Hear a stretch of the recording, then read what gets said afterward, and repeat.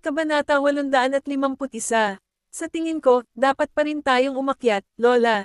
Dapat humiga ka pa. Baka sa mukha ni Zachary ang pag-aalala. Tumango sina Oliver at Jesse. Gaganda ang pakiramdam mo kung hihiga ka. Umakyat na tayo sa taas. Umakyat ka sa itaas, Lola. Hindi na kami maglalaro. Kapag gumaling ka na, muli ka naming ibababa dito at magsaya ng sama-sama. Maaari pa nga tayong maglibot sa Delmore. Payo ni Gavin. Tumango naman si Tim. Dapat makinig ka sa kanila, Lolo. Umakyat na tayo sa taas at magpahinga. Sige, sige. Akyat na tayo sa taas. Nakangiting tumango si Mary, ayaw niyang mag-alala ang mga bata. Mangaling kay Erisa, sinabi niya, let's go, Isa.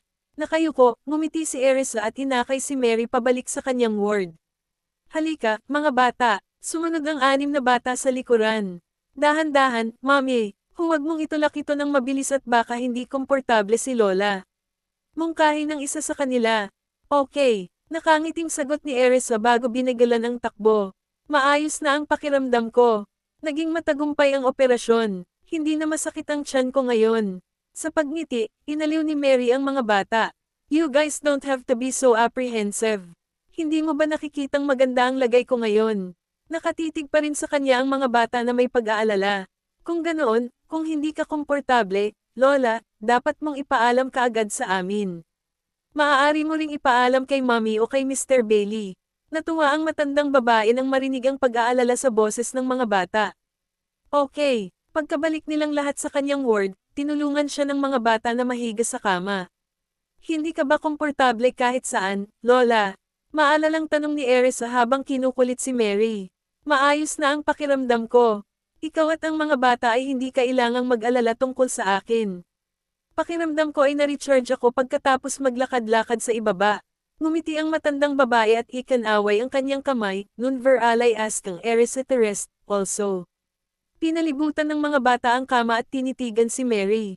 Magpahinga ka ng mabuti, Lolo. Sabi ni Gavin. Tumango siya. Magpahinga na rin kayong lahat. Habang nag-uusap sila, dumaan si Sean at pina-check up si Mary. Okay lang ba kung bibigyan kita ng injection ngayon, Nidim? Mary, oo naman. Sige na. Tuwang-tuwang tumango si Mary. Nang makita niya si Erisa at ang mga bata na nag-aalalang nakatingin sa matandang babae, napangiti siya. Umupo kayong lahat sa gilid. Nidim, magaling si Mary. Ito ay kapaki-pakinabang para sa paggaling ng pasyente kung gumugugol sila ng oras sa paglalakad paminsan-minsan. Ngumisi si Erisa. Naiintindihan ko iyon, ngunit hindi ko pa rin maiwasang mag-alala. Tumango si Sean. Hinawakan ang karayom, at binigyan ng iniksyon ang matandang babae. Para naman sa mga bata, ginamit nila ang tukor sa loob ng ward para pakuluan siya ng itlog. Pagkatapos ay ipinahid nila ang itlog sa pasa ng karayom sa likod ng kabilang kamay ni Mary. Ang magiliw na kilos ay nagparamdam sa matandang babae na labis na naantig. Matagal na nanatili ang ngiti sa kanyang kulubot na mukha. Nang makita kung gaano kasipag ang mga bata, tumingin si Erisa sa gilid at hinayaan silang gawin ang kanilang bagay. Noon ay tinawag si Benjamin. Sumagot siya, hello, pumunta ka ba para sunduin ang mga bata? Tanong niya, oo, nandito kami ngayon sa kinaroroonan ni Lolo. Nakangiting pinagmamasdan niya ang mga bata na kasama si Mary. Okay, may trabaho pa ako na kailangan kong asikasuhin dito kaya late na ako. Ipinaalam ni Benjamin. Hindi kailangang magmadali. Kung magutom sila, bibili ako ng makakain nila. Nang sunduin ko sila, tinanong ko sila kung kumain na sila, at sinabi nila sa akin na kumain sila ng ilang merienda sa paaralan kapag hapon, kaya hindi pa sila nagugutom. Sige, kung ganoon, huwag basta-basta mag-aalaga. Sa mga bata, kung nagugutom ka, dapat kumain ka rin. Pupunta ako doon kapag natapos ko na ang mga bagay ko. Nakuha ko, dapat kang bumalik sa trabaho. Binabaan ako ngayon. Napangiti si Erisa. Okay. Nang matapos ang tawag, naghugas siya ng mga prutas at pinakain ang mga bata. Nagdala rin siya ng pagkain na makakain ni Mary at pinakain ng matandang babae habang nakaupo sa tabi ng kama. Kabanata 852. Kaya kung kumain mag-isa, dapat kumain ka muna kasama ang mga bata. Sabi ni Mary. Nakangiting sumagot si Erisa. Ihahatid na natin sila sa labas para kumain, Lola. Marami akong oras para makasama sila, kaya ngayon ay gumugugol ako sa iyo. Natuwa ang matandang babae sa narinig. Nakangiting tanong niya, kasalo ba kayo ni Benjamin? Ma'am, so, we went to pick up the marriage certificate today, di ba? Nang marinig iyon ni Mr. Watts at ng iba pa, hiniling nila sa kanya na ipaghain sila ng pagkain. Kaya napagdesisyonan naming kumain ng sabay sa labas. Ipinaalam na ito ni Erisa kay Mary ng maaga dahil wala silang oras para samahan siya mamaya. Nakangiting tumango si Mary. Dapat anyayahan ng isa ang mga kaibigan sa labas para sa isang kainan upang ibahagi ang mabuting balita tulad niyan. Hindi mo kailangang mag-alala tungkol sa akin at magsaya ka lang. Mamaya, dadalan ako ni Edwin ng pagkain, at may iba pang mga tao sa ospital na magbabantay sa akin, kaya magpahinga ka. Tumango si Erisa at kumain ng ilang prutas kasama si Mary habang hinihintay ang pagdating ni Benjamin. Bago dumating ang lalaki, dumating si Darius kasama si William. Ang matanda ay nagdala ng maraming pandagdag at gayon din ang hapunan ni Mary, na inihanda ng tulong sa Old Manor. Old Mr. Graham, bati ni Erisa sa kanya. Nang titigan siya ng matandang lalaki, mabilis niyang binago kung paano niya ito hinarap. Tatay, huwag kang magkakamali sa pakikipag-usap sa akin sa hinaharap, okay? Ngumiti siya ng husto. Tumango si Erisa at kinuha ang lalagyan ng pagkain sa kamay ni Darius. Bakit ang dami mong daladala? Hindi naman ganoon karami. Ang lahat ng ito ay pampalusog sa katawan. Since medium, kaka-opera lang ni Mary, kailangan niyang magpagaling. Pagkatapos, hiniling niya kay William na ilagay ang mga gamit sa maayos na paraan. Binati ni Mary ang mga bisita, hindi naman kailangang magdala ng napakaraming bagay kapag binibisita mo ako. Hindi ako makakain ng ganoon karami. Ibalik mo ang mga bagay na ito kapag aalis ka mamaya. Wala talagang ganoong karaming bagay sa loob ng mga paketeng ito. Malalaki lang ang itsura nila sa labas. Nakangiting lumapit si Darius sa kama. Bumubuti na ba ang pakiramdam mo? Mas mabuti, salamat. Umupo na kayong dalawa. Sige, dapat magpahinga ka. Aayusin natin ang sarili natin sa bahay. Nagpatuloy si Darius na makipagpalitan ng mga kasiyahan sa kanya. Halika rito at kumain ng mga prutas, lolo. Tawag ng mga bata sa kanya. Nagudyok yun sa matanda na lumapit sa mga bata at isa-isang niyakap ang mga ito. Tandaan mong huwag masyadong maingay, ha? Kung hindi, may istorbo mo ang pahinga ng iyong lola. Alam namin, masunuri namang tumango ang mga bata. Magiliw na hinaplos ni Darius ang kanilang mga ulo. Matapos ilagay ni Erisa ang hapunan ni Mary sa nightstand, pinaalalahanan ng huli ang una, dapat mong sabihin kay Edwin na hindi na niya kailangan pang maghatid ng pagkain sa akin. Nag-usap kami ni Edwin noong dumaan kami kanina. Hindi naman siguro siya maghahatid ng pagkain sa iyo, pagpapalam ni William. Sa palagay ko dapat ko pa rin siyang tawagan at sabihin sa kanya na hindi niya kailangang maghanda ng hapunan ngayon. Nakangiting mabilis na tinawag ni Erisa si Edwin. Lalabas tayo para sa hapunan ngayong gabi, kaya hindi mo na kailangang maghanda ng hapunan, Edwin. Ibinaling ang ulo sa direksyon ni Erisa. Tinanong ni Darius, hindi ka naghahapunan sa bahay. Sa labas tayo kakain mamayang gabi, lolo. Sambit ni Jasper, hindi kami umuwi para kumain dahil ginagamot kami ni Daddy. Napatingin si Gavin sa matanda. Nakataas ang kilay, nagtanong si Darius, tinatrato kayong lahat ng daddy mo. Tama, tumango si Gavin. Ginagamot niya si Mr. Watts at ang iba pa. Dagdag ni Zachary. Nang makalapit kay Darius, sinabi ni Erisa, tinatrato ni Benjamin si Mr. Watts at ang iba pa sa isang pagkain, gagawin namin. Sumama sa kanila sa halip na maghapunan pa uwi. Dapat sumama ka sa amin, Dad. Nakangiting tumanggi si Darius, I won't be joining you lot. Hindi dapat sirain ng isang matandang tulad ko ang pagtitipon ninyong mga kabataan. Hindi mo gagawin. Lahat ng naroon ay magiging isang taong kilala mo na. Napangiti si Erisa. Kilala niya ang lahat ng makakasama nila sa hapunan mamaya, kaya ibig sabihin ay pamilyar din sa kanila si Darius. Hindi, kakain tayo pa uwi. Dapat pumunta kayong lahat. At saka, kung nasa paligid tayo, kayong mga kabataan ay hindi komportable na makipag-chat sa isa't isa. Kabanata 853. Talagang ayaw ni Darius na sumama kay Erisa at sa iba pa. Dito muna tayo saglit bago umuwi. Ang hapunan ay naghihintay para sa amin kapag bumalik kami. Noong una, gusto kong imbitahan kayong lahat pabalik sa Old Manor para kumain, pero dahil nagpasya kayong lahat na kumain sa labas, sige na. No need to mind me. Humingi ng tawad sa kanya si Erisa. Sasamahan ka namin sa hapunan bukas, Dad. Isang tawa ang kumawala sa kanyang bibig habang nakatitig sa kanya. Maghihintay ako, kung gayon. Ipapaalam ko kay Benjamin ang tungkol dito mamaya. Tumango si Darius, habang nakikipaglaro ang mga bata sa kanilang lolo, nilapitan ni Eris si Mary na may layuning pakainin siya ng hapunan. Mamaya na lang ako kakain ng hapunan, Isa. Hindi ko pa natutunaw ang kinain ko noong hapon. Nakangiti si Mary habang sinenyasan si Eris na makasama si Darius. Kung ganoon, huwag mag-atubiling kainin ito kapag nagugutom ka. Inipit siya ni Eris sa ilalim ng kumot, hinaplos ang likod ng kanyang kamay kung saan niya natanggap ang iniksyon, at sumabay kay Darius. Nang bumalik si Sean sa silid upang muling punuin ang IV drip, binati niya si Darius, "Nandito ka, old Mr. Graham."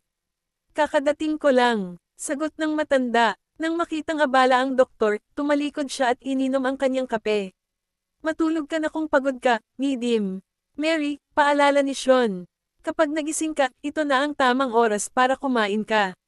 "Hindi pa ako pagod." Nakangiting nagsalita si Mary habang pinapanood ang mga bata na nakikipag-usap kay Darius. Tumango si Sean. "Halika dito, Sean." Bulalas ni Darius. Nakangiting sinenyasan ni Eris si Sean na lumapit. "Halika at uminom ng kape sa amin, Mr. Bailey." Nang makasama sila, uminom si Sean ng kape kasama si Darius. "Kumain ka pa ng kape, old Mr. Graham." Humalaklak ang matanda. "Matagal na tayong magkape, Sean. Sabihin mo, kung patuloy kang abala sa ospital, kailan ka maghahanap ng mapapangasawa?" Kumaibat ang gilid ng lobby ni Sean. Ngayong ikinasal na si Benjamin, sa akin nabaling ang atensyon ni old Mr. Graham. "Masyado akong abala, old Mr. Graham. Wala akong oras para maghanap ng makakasama. Sa tingin mo ba lahat ay katulad ni Benjamin? Ang mga tao ay hindi lang biglang nagkaroon ng 6 na anak. Hindi ako kasing swerte niya." Tumawa siya. Dahil doon ay nakaramdam ng awkward si Erisa. Sinaman ng tingin ni Darius si Sean bago ngumisi. "Sa palagay ko ay maswerte siya. Kung hindi niya naabutan si Isa, hindi siya magkakaanak ng ganoon karami. Kaya kailangan ko ng oras para maghanap ng makakasama." Sumili ang ngisi sa mukha ni Sean. "Siguro nababalisa ang lolo mo." Kumaibat ang gilid ng bibig ni Sean bago siya nagbiro, "Kung hindi mo ito iharap sa harap ng aking lolo, hindi siya magpapanik tungkol dito, old Mr. Graham. Sobrang inggit sa akin ng lolo mo." Tumawa si Darius. Ang mga bata ay nakatitig sa kanila nang hindi kumukurap. Nakisali si Oliver sa usapan.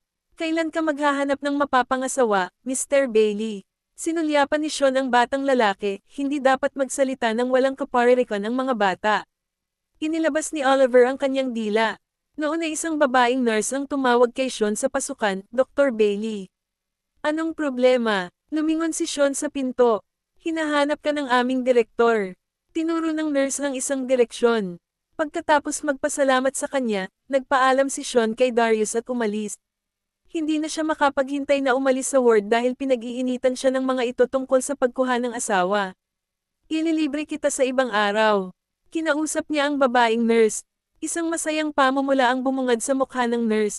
"Okay." She was over the moon na pinapakain siya ng gwapong doktor. Sa loob ng ward, nagkomento si Darius, Siguradong mabilis siyang tumakbo." Amused, Eris smiled and asked the old man to eat some snacks. "Kain din kayong lahat." Tinitigan niya ito at ang kanyang mga anak. Ang unang taong binigyan niya ng 2 merienda ay si Jessie. "Halika dito, Jessie." "Salamat, Lolo." Pinasalamatan siya ni Jessie ng malambing na boses. Nang ngumiti siya, lumitaw ang mga dimples sa kanyang mga pisngi, na siyang nagpaganda sa kanya. Kinagat niya ang merienda sa kanyang kaliwang kamay at pagkatapos ay isa pang kagat ng merienda sa kanyang kanang kamay. Mula sa kanyang ekspresyon, masasabi ng sino man na nag-e-enjoy siya. Napasaya sina Darius at William dahil sa nakita. "Halika, may mga merienda para sa lahat." Nagpatuloy ang matanda sa pamimigay ng merienda sa iba pa niyang kapatid. Bawat isa sa kanila ay nakakuha ng 2 piraso ng merienda. "Kumain ka na rin, Isa." "William, bigyan mo si Medium." "Mary, ilan din." "Salamat, tatay." Nakangiting tinanggap ni Erisa. Kabanata 854. Maagang umalis si Benjamin sa trabaho at umalis sa Graham Group. "Ang mga dokumentong ito ay kailangang pirmahan mo, Mr. Graham." Nagmamadaling lumapit si Ethan kay Benjamin na may hawak na salansan ng mga dokumento. "Kailangan kong pumunta sa ospital ngayon." Matapos maisuot ang kanyang jacket, lumabas si Benjamin. Hinabol siya ni Ethan. Ano ang tungkol sa mga ito? Nang maglabas ng panulat, pinirmahan ni Benjamin ang kanyang pangalan sa ilalim ng mga dokumento. Mabilis na binuksan ni Ethan ang lahat ng mga dokumento para mapirmahan niya. Kung wala kang gagawin, paano kung samahan mo kami sa hapunan mamaya? Tanong ni Benjamin. Naningkit ang mga mata ni Ethan. Saan? Sasamahan ko na kayo pagkatapos kong mag-ayos ng mga bagay-bagay. Sa drawbridge dining. Umalis na si Benjamin pagkatapos maibaba ang kanyang mga pirma. Natuwa si Ethan sa narinig. Ligtas na paglalakbay, Mr. Graham. Kailangan ko bang ihanda ang sasakyan para sa iyo? Ayos lang. Binalak ni Benjamin na magmaneho ng sarili niyang sasakyan. Pagkatapos noon, mabilis na bumalik sa trabaho si Ethan at hinarap ang mga dokumento. Nang dumating si Benjamin sa ospital, umakyat pa rin siya sa itaas para bisitahin si Mary. Nang makita niya si Darius, binati niya, "Tatay, wala ka bang trabaho?" Pinag-aralan ng matanda ang kanyang anak. "Daddy, Mr. Graham." Gulat na sigaw ng mga bata. Ang mga gilid ng lobby ni Benjamin ay kurbadang paitaas habang tinatapik ang ulo ng mga bata bago tumungo sa higa ni Mary. "Bumubuti na ba ang pakiramdam mo, Nidim?" "Mary, ako naman. Huwag kang mag-alala." Nakangiting tumungo si Mary. "Nandito ka ba para isama si Isa sa hapunan? Kung iyon ang kaso, dapat kang umalis ka agad. Magiging maayos din ako dito." Bilang tugon, binalingan ni Benjamin si Erisa. Sinulyapan ng babae ang lalaking nakasuot ng eleganteng suit. "Sinabi ko kay Lolo ang tungkol dito. Kayong lahat ay umalis ka agad para sa hapunan. Itatago namin si Nidim, kumpanya ni Mary. Kunin mo na lang ang mga bata at umalis na. Gutom na sila." Udyok ni Darius. Nakayuko, sumagot si Benjamin, "Malapit na." "Hindi pa kami nagugutom, Lolo." Napatingin si Gavin kay Darius. Nakangiting tinitigan ng matanda ang bata. "Maaaring hindi ka nagugutom ngayon, ngunit maaaring kapag dumating ka sa restaurant." "Kumain ka na ba, Nidim?" "Mary?" Tanong ni Benjamin na may pag-aalala. Sa pag-iling ng kanyang ulo, sumagot si Mary, "Hindi pa. Kanina pa ako kumakain noong hapon, kaya naisipan kong kumain mamaya. Medyo maaga pa naman ngayon. Punta tayo sa restaurant maya-maya lang," sabi ni Benjamin kay Erisa. "Ano, gaya nga ng sinabi ko, umalis na kayo kaagad. Maiipit ka sa traffic kung hindi ka pupunta ngayon." Dama po ang tingin ni Darius sa kanyang anak. "Hindi tayo gagawin." Ibinalik ni Benjamin ang tingin sa kanyang ama. "Hindi mo ba naisip na oras na para umuwi ka at kumain ng hapunan?" Bilang tugon, bumulong si Darius, "Hindi mo ako tatanungin kung gusto kitang samahan. Sa tingin ko, mas maganda kung sa bahay ka na kumain. Kung pupunta ka, sa tingin ko lahat ay magiging awkward. Nandoon din si Kingsley at ang iba pa. Nabanggit ko lang. Hindi ko talaga gustong sumama. Nakahanda na ang hapunan pauwi para sa akin, gayon paman." Napangiti si Erisa habang nakikinig sa usapan. "Paano kung umuwi ka para sa iyong pagkain ngayon, tatay? Huwag mo akong madaliin. Babalik kami pagkatapos ninyong lahat." Nanatiling nakaupo ang matanda. Bangaling sa mga bata, tinanong ni Benjamin, "Gutom na ba kayong lahat?" Napailing silang lahat. "Hindi. Madami tayong snacks kanina. Pagkatapos ay pupunta tayo doon mamaya." Kaya naman, pansamantalang nagpaalam si Benjamin sa mga bata bago niya hinanap si Sean. "Bakit ang aga mo dito?" Nagulat ito nang makita siya ni Sean. "Akala ko magpapakita siya. Mamaya." "Kamusta si Nidim? Ang kalagayan ni Mary?" Tanong ni Benjamin. "Bumagaling na siya at maganda ang pakiramdam niya. Dinala pa namin siya pababa para mamasyal sa hapon. Hindi mo kailangang mag-alala tungkol sa kanya." Ipinagpatuloy ni Sean na sabihin sa kanya ang tungkol sa planong paggamot para kay Mary. Nakayuko, pinasalamatan siya ni Benjamin, "Salamat sa iyong pagsusumikap." Muli, nagulat si Sean. "Wow, pinasasalamatan ako ni Benjamin sa aking pagsusumikap. Paano bihira, Nidim? Maswerte si Mary na nakilala ko kayong lahat." Sinabi niya iyon dahil tinatrato ni Benjamin at ng kanyang pamilya si Maria na parang mas malapit sila sa kanya kaysa pamilya. Iniwas ni Benjamin ang tingin sa kanya at itinuwid, "Maswerte si Tim na nakilala ko siya." Kabanata 855. Nagugutom ka ba, Lola? Humiga si Tim sa kama at itinoon ang tingin kay Mary. Tinapik ng matandang babae ang ulo ng bata. "Hindi pa ako masyadong nagugutom." "Anong problema?" Parang naging fairness ng konti ang balat niya pagkatapos pumunta dito. Sa pagngiti, sumagot siya, gusto kitang pakainin. Hindi ko kailangan na pakainin mo ako. Kaya kung kumain ng maayos mag-isa. Napangiti si Mary, natuwa sa magiliw na alok ng bata. Lumapit din sa kanya si Zachary at tumabi sa kapatid. Pagkatapos, ipinayo niya, kung gusto mong kumain, hayaan mong pakainin ka ni Tim, Lola. Sobrang miss ka na niya. Nakatitig sa mga lalaki, sinabi niya, sa palagay ko ay makakain na ako. Upang mapasaya ang mga lalaki, nagpasya siyang kumain ngayon. Parehong tuwang-tuwa sina Zachary at Tim. Mabilis nilang inilagay ang pagkain at isang mangkok ng sopa sa harap niya. Gusto mo bang kumain muna o uminom muna ng sabaw, Lolo? Magsimula muna tayo sa sabaw. Napangiti si Mary. Nang makita iyon ng iba pang mga bata, tumalon din sila. Gusto din naming pakainin si Lola. Magiliw at masayang tiningnan ni Mary ang mga bata. Mag-ingat kayo, sweethearts. Huwag mong sinasadyang masunog ang iyong sarili. Walang alinlangang sumugod si Erisa sa kanila at naglagay ng maliit na mesa sa dulo ng kama. Tumulong din si William. Mag-ingat ka, Tim. Ang init. Hayaan mo akong hawakan ito, Mrs. Graham. Nang matapos siyang magsalita, dinala niya ang mangkok ng sopas at inilagay sa gilid. Medyo mainit pa rin. Si Erisa at ang mga bata ay nakatayo sa gilid. Maghintay ka lang saglit. Mainit pa rin ang sabaw, kaya mag-ingat na huwag itong matapon at masunog. Paalala niya, Mami, gusto naming pakainin si Lola. Lahat ng 6 na bata ay umaasa na magagawa nila ito. Nakangiting sinulyapan sila ni Erisa. Hayaan ko kayong lahat, huwag kang mag-alala. Hindi ako lalaban sa inyong lahat para sa pagkakataong gawin ito. Agad namang napangiti ang mga bata. Nang makita iyon ni na William at Mary, hindi rin nila maiwasang mapangiti. Masyadong kaibig-ibig ang mga bata. Nagpatuloy si William sa paghahalo ng sopas, na iba sa ginawa niya noong umaga. Napakabango, nalanghap ni Jessie ang bango. Ang iba ay hindi napigil ang mason goat din ang halimuyak sa hangin. Naaliw sina William, Erisa, at Mary. Isang bowl lang ang kukunin ko. Maaari nilang makuha ang iba pa. Tinitigan ng matandang babae ang mga bata ng buong pagmamahal. Nakangiting sinabi ni Erisa, para sa iyo ito, Lola. Hindi mo na sila kailangang alalahanin. Ayos lang. Hayaan mo sila. Iminuwestro ni Mary kay William na ihain sa mga bata ang sopas. Maaari naming tapusin ang natitira kapag busog ka na, Lola. Gusto ka pa naming pakainin. Masayang sabi ni Oliver. Kahit na mabango ang sopas, alam niyang para kay Mary iyon at gusto niyang ipasa niya ang lahat ng ito sa kanyang sarili. Humalaklak ang matandang babae. Sige, iinom muna ako. Matapos sukatin ang temperatura ng sabaw at matukoy kung ito ay mainit, hinayaan ni Erisa si Tim na pakainin si Mary.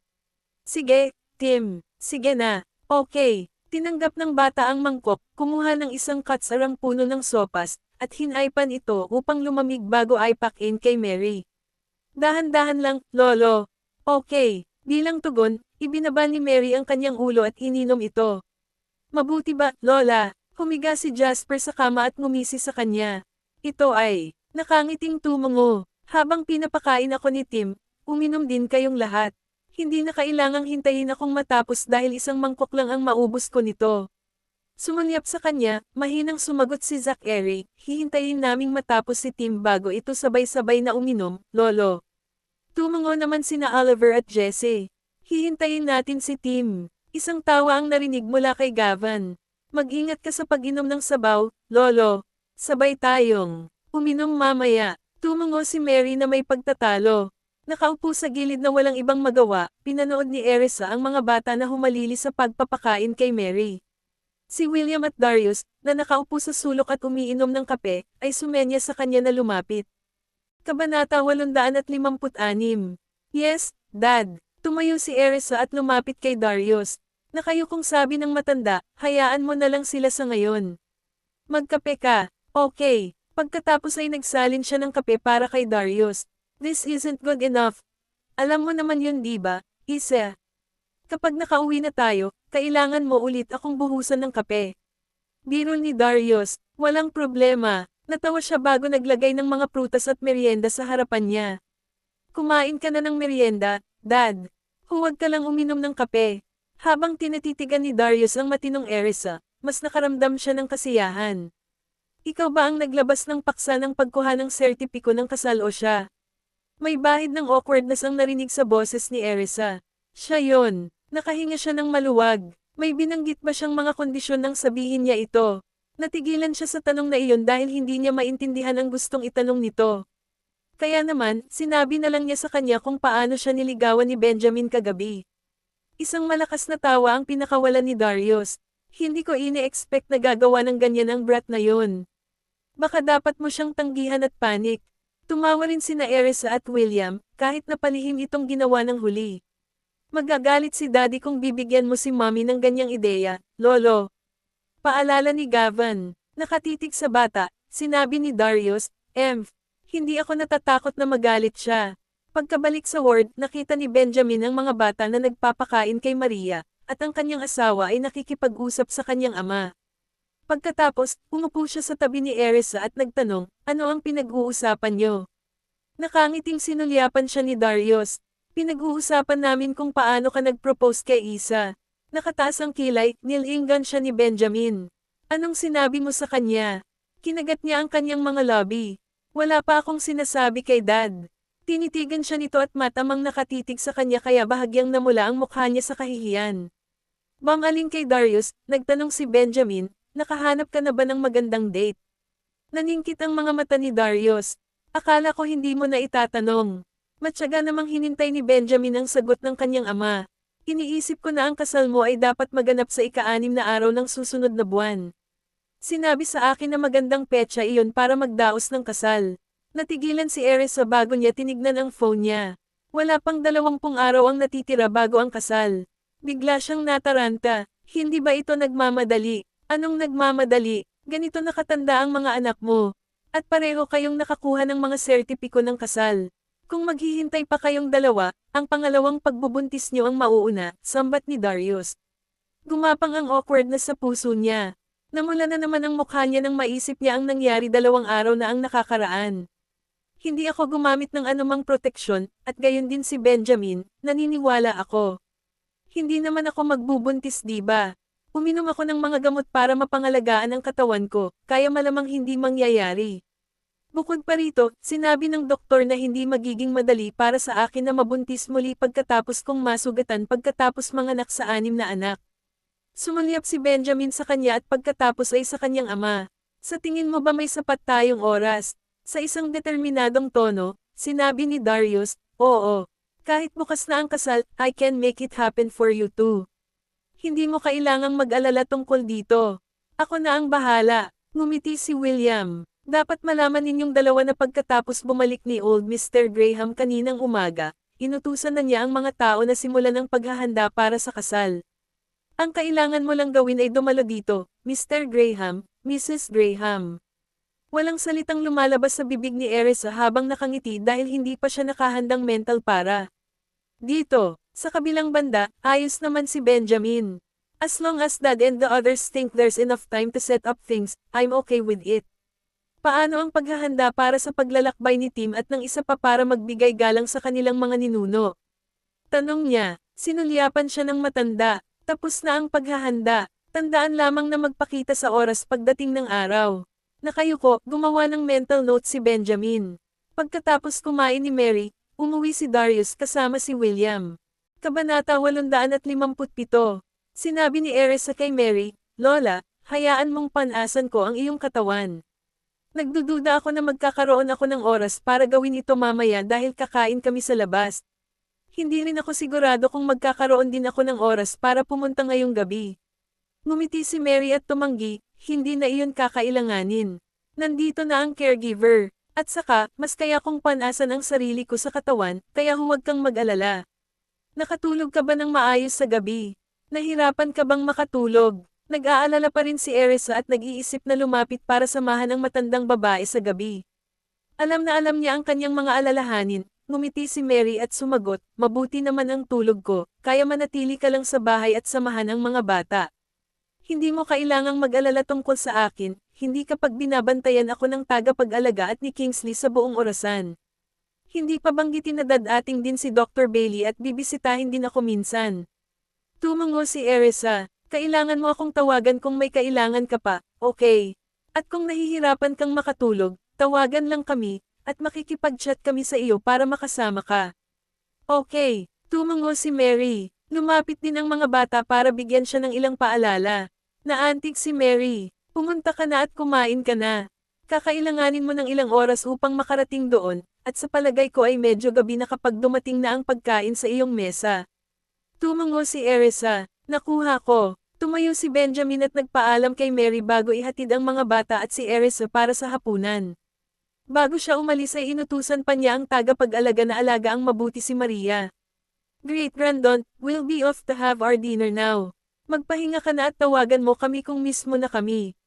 Tawag ni Jasper. Tumango si Gavin. Great Grandon, kapag tapos na kami sa aming pagkain, bibisitahin ka namin kung maaga pa. Tuwang-tuwa si Mary nang marinig iyon, ngunit sinabi niya, hindi na kailangan. Umuwi ka na at magpahinga kapag tapos ka ng kumain, okay?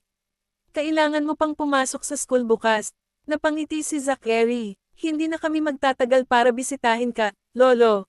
Dagdag pa ni Tim, alagaan mong mabuti ang iyong sarili, Lola. Mamimiss ka namin. Great Grandon, video call ka namin mamaya. Sabi ni Oliver. Sumigaw si Jessie, kung may masarap na pagkain mamaya, mag-iimpake ako ng ilan para sa iyo, Lolo. Nang makita kung gaano anak ang mga bata, tuwang-tuwa si Mary na nagniningning siya mula tenga hanggang tainga. Napangiti si Erisa. Habang inaakay ang mga bata sa labas, lumingon siya at pinaalalahanan ang matandang babae, aalis na kami, Lola. Magpahinga ka at tandaan mong tawagan kami kung mismo kami. Tumango si Mary. Gagawin ko. Gabi na ngayon, kaya bilasan mo at kumain ka na ng hapunan. Ikiniling ni Erisa ang kanyang ulo bilang pagsang-ayon bago ilabas ang mga bata kasama si Benjamin. Sumunod si Sean sa likuran nila, at bago siya umalis, sinabi niya, babalik ako mamaya kapag tapos na ako sa hapunan, Midim. Mary, humalaklak si Mary. Okay, nang makalabas na ang lahat sa ward, muling napuno ng katahimikan ng espasyo. Napabuntong hininga si Mary, at ang ngiti na nakasabit sa kanyang mga labi ilang saglit lang ay napawi.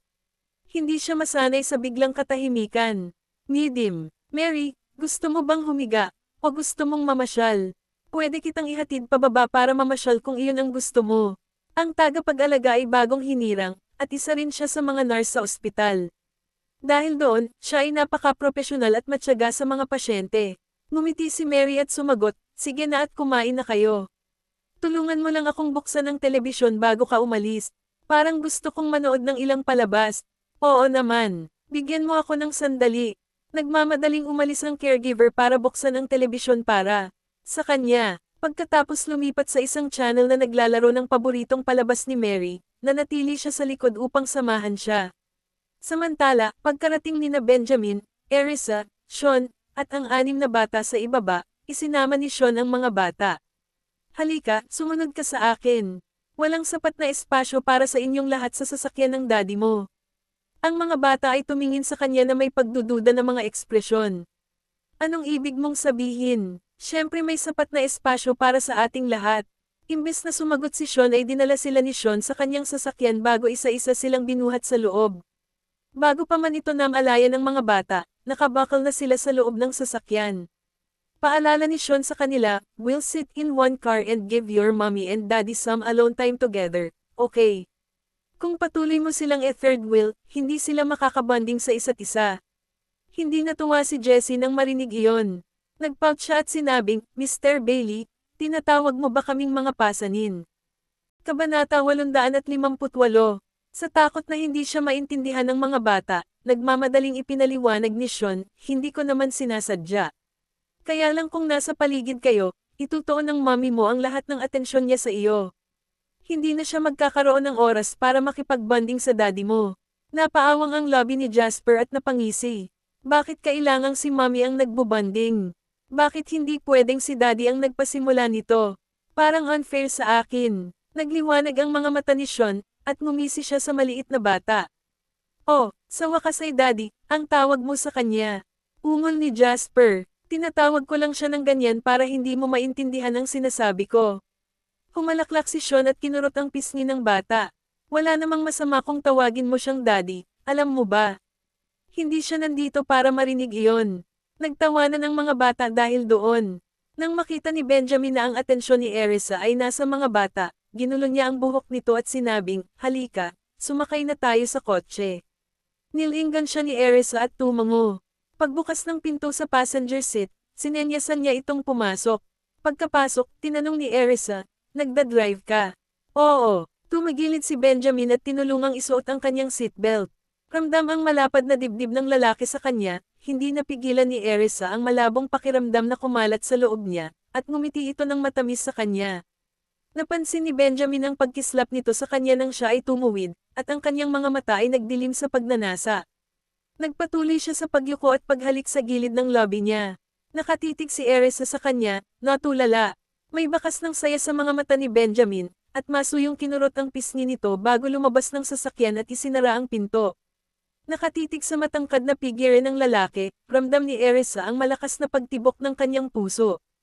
Hinawakan niya ang sulok ng kanyang mga lobby, pakiramdam na hindi siya nasisiyahan sa sandaling ito. Ang unang nakita ni Benjamin nang makapasok siya sa driver's seat ay si Erisa na nakaupo roon, nakangisi na may pagkatulala. Hindi niya maiwasang mapangiti dahil doon. Mahilig talaga siyang ngumiti, ha? Pagkasara ng pinto, sinadya niyang tumagilid. "Anong nginingiti-ngiti mo dyan?" Napakurap si Erisa at nilingan ang gwapong mukha na kasing haba ng buhok niya bago tumawa ng tuyo. "Gusto ko lang ngumiti, yun lang." Ang kanyang tugon ay nagdulot ng bahagyang tawa mula kay Benjamin. Mamantong hininga siya, "Hindi ako tulad mo, palaging umiikot na walang ekspresyon, mukhang may utang sa iyo ang mga tao." Napawi ang ngiti ni Benjamin nang marinig iyon. "Hindi lang ako magaling magpakita ng nararamdaman ko." Napaawang ang lobby ni Erisa, at nanunukso, "Ang lame ng paliwanag mo. Walang nakakaalam kung kailan ka masaya o galit, lalo na kapag galit ka. Ang iyong buong pagkatao ay magpapakita ng lamig hanggang sa puntong hindi mo na kailangang buksan ang aircon sa mainit na panahon ng tag-araw." Kumunat ang noo ni Benjamin.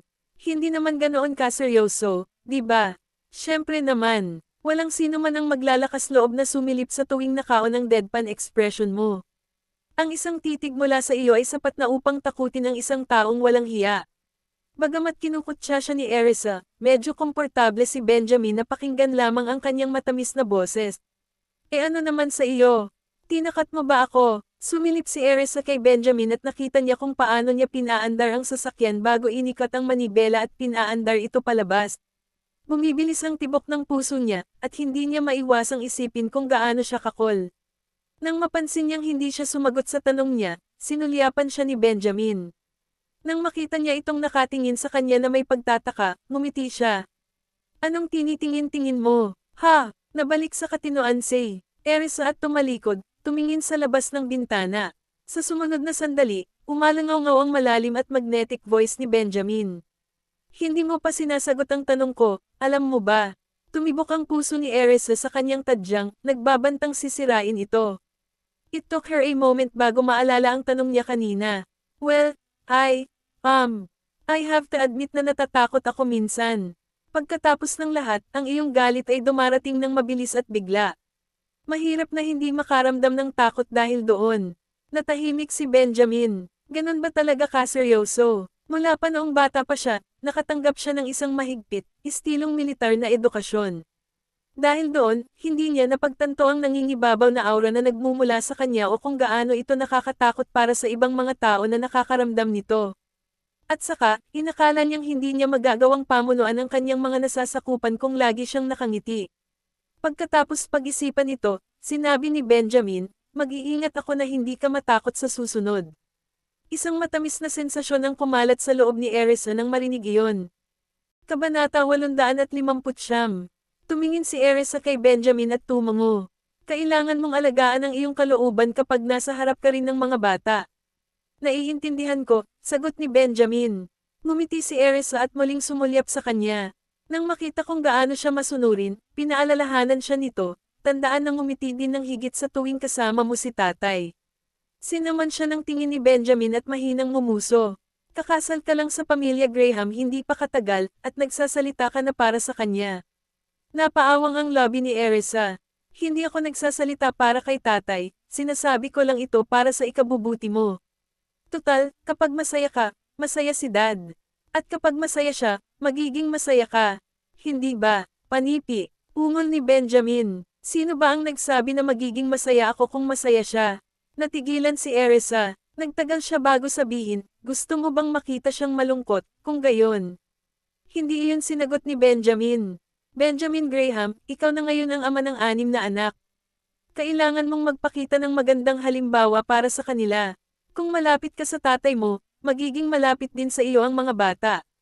Nasa edad na sila kung saan madali silang maimpluwensyahan, alam mo ba? Sumulyap si Benjamin sa rearview mirror para tingnan si Erisa. Sa tingin mo ba hindi kami close ni Gavin? Nilinga ni Erisa ang katawan para tingnan ang lalaki. Hindi mo ba iniisip, Gavin's never been one to talk much, and he don't like to interact with others too. Kaya pala akala mo malapit siya sa iyo. Kahit na malapit siya sa iyo, hindi ikaw ang first choice para ilabas niya ang puso niya sa tuwing may mangyari, tama ba ako? She continued, alam mo ba kung bakit ganon? Ang higpit mo kasi sa kanya.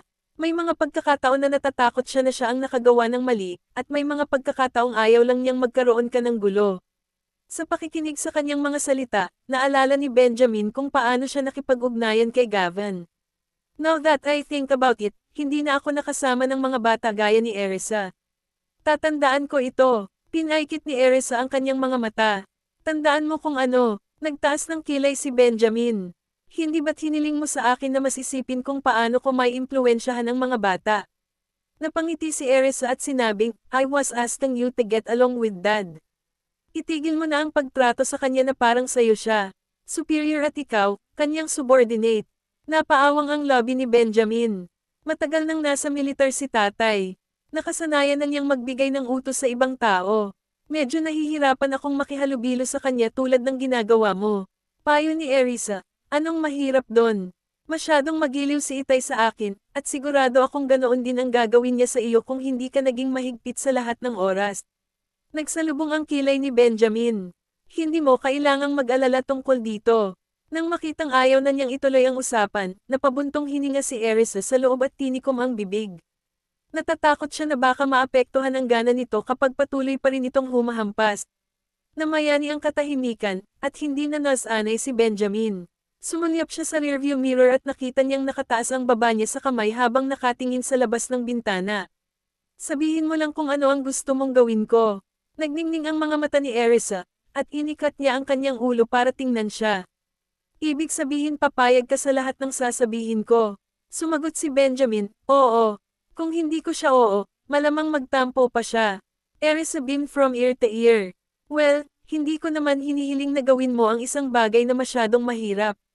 Ang kailangan mo lang gawin ay magpakita ng kaunting pagmamalasakit kay tatay sa tuwing makakasalubong mo siya at mas ngumingiti. Isa-isang hakbang natin ito, walang nagmamadali, nang makita kung gaano siya. Kasaya, naramdaman ni Benjamin na lumiwanag din ang kanyang kalooban. Sige, tatandaan ko ito. Nang marinig iyon, napangiti si Erisa. Naantig siya nang malaman na handa itong gawin ang unang hakbang sa pagbabago ng sarili para sa kanya. Benjamin, simula ngayon, ngumiti ka na lang sa tuwing masaya ka.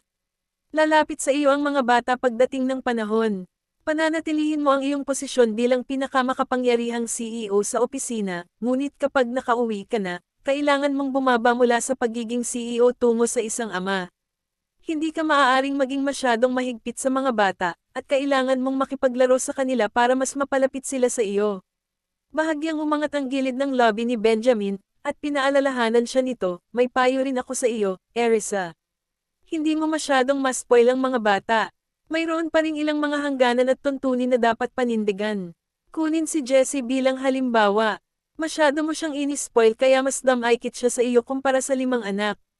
Kung magpapatuloy ito, wala siyang sense of responsibility paglaki niya. Napabuntong hininga si Erisa nang marinig iyon. Kabanata 860. Nakakunot ang noo, pinandilatan ni Benjamin si Erisa sa pamamagitan ng rearview mirror. Bakit ka tumatawa kapag kausap kita? Nagmamadaling pinigilan ni Erisa ang tawa at nilinga ng lalaki. Sa totoo lang, Benjamin, si Jessie ay. Bago pa niya matapos ang pagsasalita ay naputol siya nang tumunog ang telepono. Phone ni Benjamin iyon. Habang nakatutok ang kanyang mga mata sa trapiko sa unahan, mahinang utos ni Benjamin, tulungan mo akong makita kung sino ang tumatawag. Napatingin si Erisa sa kanya. Nang makitang kailangan niyang magmaneho, inikat niya ang kanyang katawan at kinuha ang telepono sa center console. Ito ay isang tawag mula kay Mr. Watts, ulat niya pagkatapos na silipin ang caller ID. Tanggihan ang tawag. Hindi nagpakita ng pag-aalinlangan si Benjamin. Sa pagkakataong iyon, bumangon ang saya kay Erisa. Baka gusto niyang itanong sa iyo ang lokasyon ng restaurant. Hindi ba niya malalaman ang lokasyon kapag siya ang nagpareserba? Ngumuso, itinoon ni Benjamin ang buong atensyon sa pagmamaneho dahil medyo mabigat ang trapiko noon. Dahil ayaw niyang sagutin ang tawag, tinanggihan lang ito ni Erisa at ibinaba muli ang telepono. Hindi pa nga niya nagawa iyon ay tumawag ulit si Kingsley. Huminto si Benjamin sa isang ilaw ng trapiko, kaya kinuha niya ang telepono at sinagot ang tawag, inilapit ito sa kanyang tainga. Ano ito? Boss, gusto ni Aaron na sumama sa amin sa hapunan. Naanod ang boses ni Kingsley sa linya. Sinilip ni Erisa si Benjamin, napansin niyang tumahimik ito sandali bago bamulong, got it. Kailan kayo darating? Kanina pa ako nandito, pero wala pa rin akong nakikitang palatandaan ni isa sa inyo. Gaano ka walang hiya? Don't tell me babalik ka sa iyong salita para tuparin ang bayarin. Napasigaw si Kingsley ng malakas. Darating na tayo saglit. Pagkatapos sumagot ay ibinaba ni Benjamin ang telepono. Palihim na sinulyapan siya ni Erisa bago ibinalik ang tingin sa bintana. Nagtataka ako kung si Mr. Bailey at ang mga bata ay sumusunod sa aming likuran. Nakikita pa rin niya ang sasakyan kanina, ngunit nawala na ito noon. Iniwas ni Benjamin ang tingin sa kanya. Nasa pangalawang kotse sila sa likod natin. Paglingon, tumingin si Erisa sa likurang windshield. Nako, wala pa rin siyang makita. Umupo ka ng maayos. Itinaas ni Benjamin ang kanyang kamay at hinaplos ang kanyang buhok. Ang makinis na sensasyon ay hindi kapani-paniwalang kasiya siya. Tumalikod si Erisa at umupo ng maayos. Nang mapansin niyang marami pang sasakyan sa unahan, ibinaling niya ang tingin sa lalaki. Nagkakaroon ba ng traffic? Oo, medyo. Pinag-aralan ni Benjamin ang navigation map. Nakahawak ang kamay sa manibela, pinaikot niya ang kanyang katawan patagilid lamang at tinitigan siya ng mabuti. Nagugutom ka ba? Itinoon ni Erisa ang kanyang mga mata sa makisig at matikas na lalaki, nadulas sa bahagyang ulirat. Hindi, may kinain ako kanina sa Grandon. Okay, bulong ni Benjamin, tila matamlay at malademonyo. Naramdaman ni Erisa na nagpanting ang kanyang tenga. Ang kanyang boses ay tunay na malambing, malalim, at nakakamagnet. Ang pagsasalita niya lang ay sapat na para mamula ako at tumibok ng mabilis ang puso ko. Nang masilip ni Benjamin ang hiya sa kanyang mukha, nagdilim ang kanyang tingin. Napahawak siya sa udyok na samandal at halikan siya. Sa eksaktong pagkakataong iyon, nagsimulang humandar ang mga sasakyan sa unahan. Kaya naman, wala siyang choice kundi itago ang kanyang pagnanasa at mag-concentrate sa pagmamaneho. Wala nang traffic mula sa bahaging iyon ng kalsada hanggang sa restaurant, kaya ilang minuto lang bago sila dumating. Nang mapansin na ito ay isang lugar na napuntahan nila noon, tumawa si Erisa. Dito tayo kumain kanina. Oo, pagkatapos mag-park ay naunang bumaba ng sasakyan si Benjamin. Mabilis niyang inikat ang sasakyan at pinagbuksan si Erisa ng pinto ng pasahero. Mag-ingat ka, utos niya.